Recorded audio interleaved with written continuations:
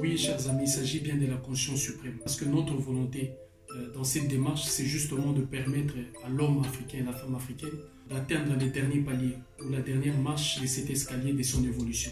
Et bien évidemment, la dernière marche, là où se trouve la conscience suprême. Cette conscience suprême veut qu'aujourd'hui, nous avons décidé de combattre. Parce qu'il arrive à un moment donné dans l'histoire d'un peuple opprimé. Soit il disparaît, soit il combat. Et nous avons opté pour cette deuxième version, le combat. Le combat, et ces combats se dirigent aujourd'hui, bien évidemment, contre les tribalismes. Le tribalisme est un fléau, un véritable fléau qui aujourd'hui détruit systématiquement l'essence même de l'homme africain et de la femme africaine. Son identité vraie, exprimer des manifestations culturelles est louable, est très louable. Et je pense que la diversité culturelle peut servir notamment de base pour l'unité, mais aussi pour la richesse, je dirais, touristique, la richesse culturelle ou toute forme de richesse d'un État, dans tous les sens du terme. Mais aujourd'hui, faire du tribalisme comme leitmotiv, ou si vous voulez, comme motivation pour pouvoir empêcher quelqu'un d'agir ou empêcher quelqu'un d'évoluer, ou même, si vous voulez, combattre toute une philosophie politique, c'est carrément monstrueux et c'est un crime. Et aujourd'hui, on a un problème ici près, là, c'est la République démocratique du Congo.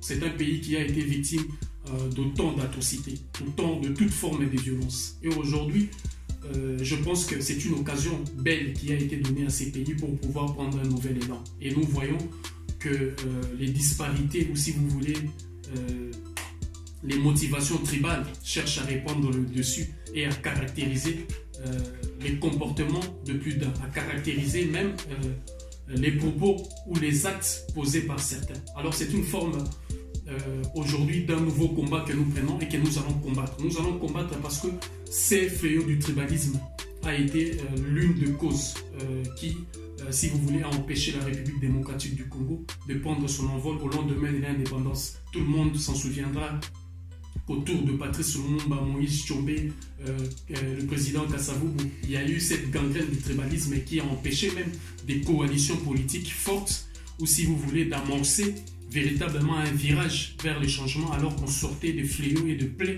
du colonialisme. Nous avons aujourd'hui le Cameroun. Le Cameroun qui est en train de sombrer, si vous voulez, dans une violence sans précédent, justement parce qu'il y a de manière latente ces arguments tribaux, ces comportements tribaux qui l'on croyait que c'était peut-être par rapport à nos pères, à nos aînés, d'autant plus que eux, ils ont été, si vous voulez, en contact direct avec ces bases culturelles pendant la colonisation ou avant la colonisation. Et on se rend compte aujourd'hui que l'on soit même africain à l'extérieur du continent, que l'on soit africain à l'intérieur du continent, il y a un problème sérieux aujourd'hui avec ces tribalismes. La Côte d'Ivoire est aujourd'hui frappée par ces problèmes. On entend dire partout où on passe de ce qu'ils appellent le rattrapage ethnique, où Alassane Dramane Ouattara est en train de pouvoir tribaliser l'administration ivoirienne, de tribaliser les institutions de ces pays, de tribaliser l'armée, comme si les Africains ne tiraient jamais les leçons du passé. Nous avons vu l'erreur ô combien monumentale commise par le président Pascal Lissouba, qui autrefois avait tribalisé son armée.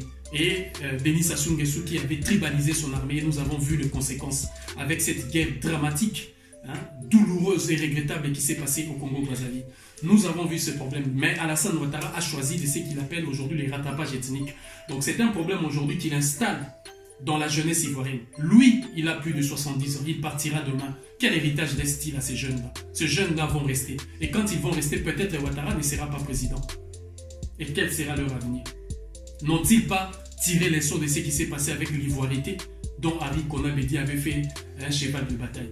Alors je pense qu'aujourd'hui, c'est un front que nous demandons, un front commun contre le tribalisme. Si vous voulez critiquer Moïse Katumbi parce qu'il est, je ne sais pas moi, il a des fréquentations ou des acquaintances avec certaines forces néfastes pour la prospérité du peuple congolais, nous sommes d'accord.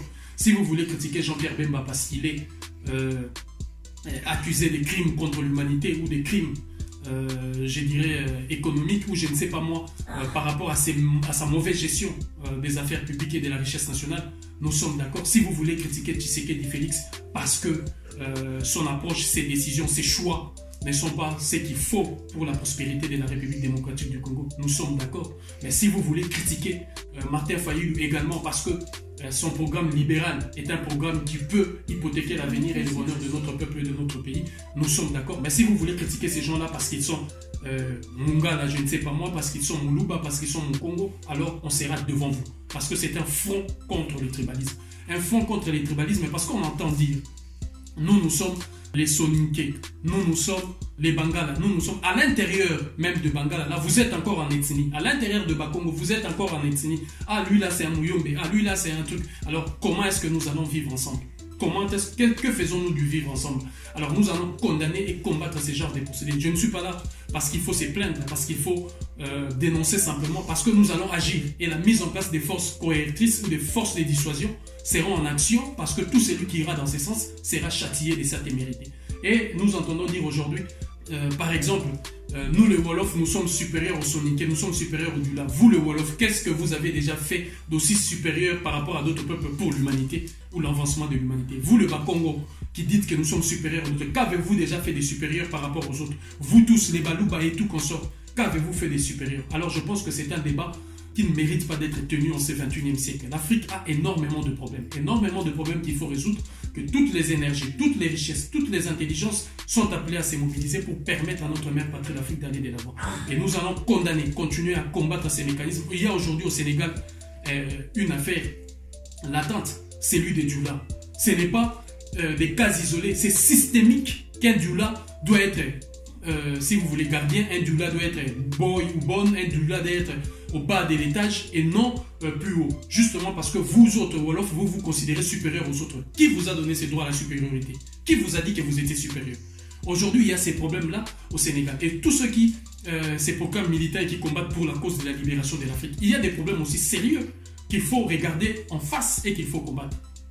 On parle aujourd'hui de développement. Et vous voulez faire de la République démocratique du Congo, avec sa mosaïque d'ethnies d'ethnie, un foyer de tension. Alors on sait que comme en 1960, ceux qui ont participé à la destruction du Congo, justement, ont ouvert ces portes-là du tribalisme et de l'ethnisme, qui sont en réalité, si vous voulez, des créations virtuelles créées pour pouvoir attiser des conflits et des haines. Et des politiciens sulfureux continuent d'alimenter ces conflits ethnico-tribaux. Alors un front commun contre les tribalismes, parce que la République démocratique du Congo ne doit pas basculer dans ce sens. Nous allons empêcher que le débat au Cameroun soit un débat basé sur des arguments tribaux.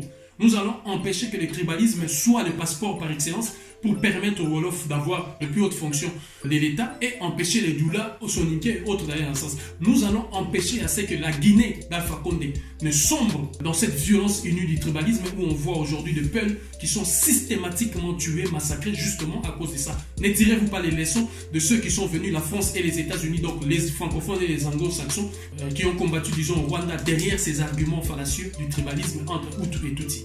Qui vous donne cette supériorité? Aujourd'hui, les populations pygmées sont en train de subir des violences toujours au terme de l'ethnisme. Aujourd'hui, les albinos subissent cette violence toujours au terme de l'ethnisme et du tribalisme. Alors, le moment est venu plus que jamais que ce front que nous voulons lancer contre les tribalismes prenne le jour. Et la République démocratique du Congo doit vivre cette expérience qui lui permettra définitivement d'enterrer ces démons du tribalisme pour aller dans l'argument, dans la contradiction de l'argument, dans les idées, dans la proposition, dans les contre-propositions, et non dans une politique ou une démarche qui consiste aujourd'hui à neutraliser justement des énergies, à refuser quelqu'un d'emblée comme ça, automatiquement, parce qu'il est né d'un tel, parce qu'il est issu de telle lignée, parce qu'il est de telle tribu. Ça, c'est inacceptable. Unité